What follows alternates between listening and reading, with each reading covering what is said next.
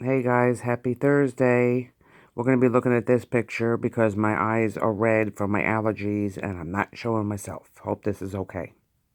It's weird because I just was making a video and as I was making it, it shut off. And I was discussing my mom.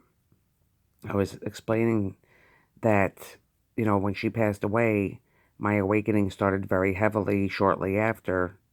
Of course, I went into a depression after she passed away. But then as I started getting into making my candles and my jewelry and uh, had my readings all set up and everything was going like that. Meditation. I did the Kundalini. I don't know if anybody's ever heard of that. And do not do it unless you feel guided to do it. But I did that, and that is when everything just went. It just turned quickly. And awakening is like it comes like a jolt. It just happens, and a lot of the times it feels like things are falling apart and going bananas on you, which it does. Like I said, I lost everything I owned.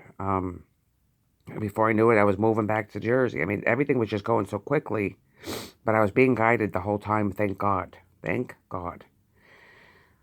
Um, so basically, what I was saying about my mom, we had a love-hate relationship growing up. It wasn't until we moved to Nebraska that we developed such a bond. Finally, something I waited for my whole life. And then, I lost her. She lived with me my whole life until I got her that apartment in the other state, and she was really happy. And we were together every day. I mean, besides that, and like I said, when she passed away, well, right before she passed away, she didn't tell me she had cancer at first, and one day I get a phone call that my mother's in the hospital because the apartments that she lived in, they called me. I ran to the hospital and she was unconscious with breathing tubes down her throat. And I was devastated. And she was put in ICU. And I was there at the hospital alone because at the time the guy I was married to took my younger son, who was a baby, home. And I stayed in ICU by myself, waiting to see what happened. Um, it's being alone and not knowing and things like that. I was upset. I was scared. There was a woman with blonde hair in the waiting room. It was late. It was like 1, 2 o'clock in the morning. And she saw me crying and she started to, rub my hair and comfort me. The next day, I never saw the woman again. She was gone.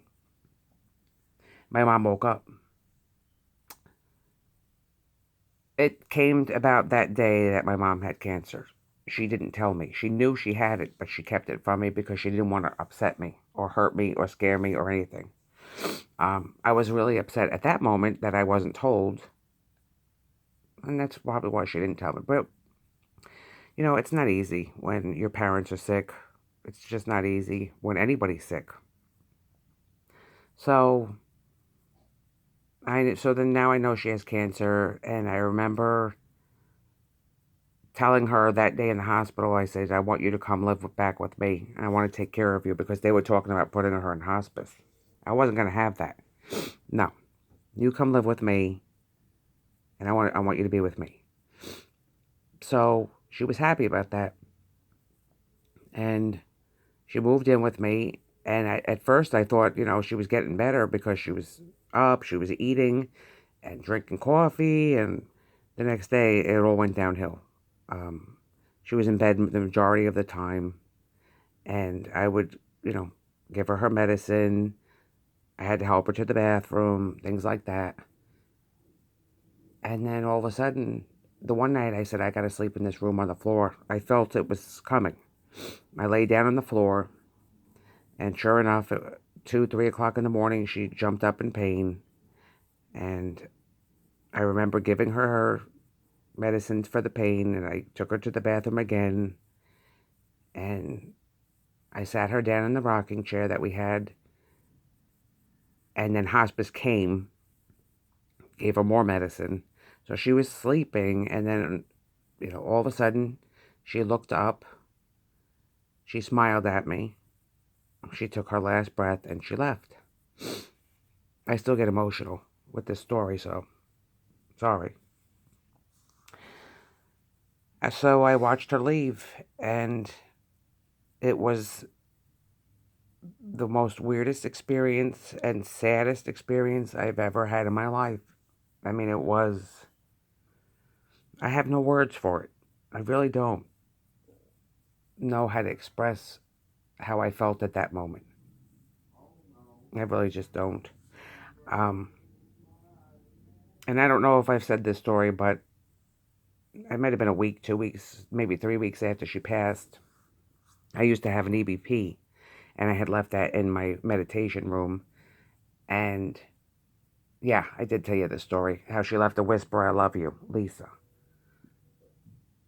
I think I told you the story. Well, if I didn't, I'm telling you, if I did, I'm telling you again. There was a EVP blinking, and it said, "I love you, Lisa." And nobody can get in that room because it was always locked. So that was her, and I still have the whisper. And maybe one day I could upload it because I think it was Simple Me that had asked me. And yes, when I get it out, I will definitely let you all hear it. So that was a part of my life that was very hard, and I still get emotional when I talk about her because I do love her so much. She was my best friend. And the best part about it was we talked, before she passed about how she forgave me for crazy things I've done, and I forgave her for everything she's done.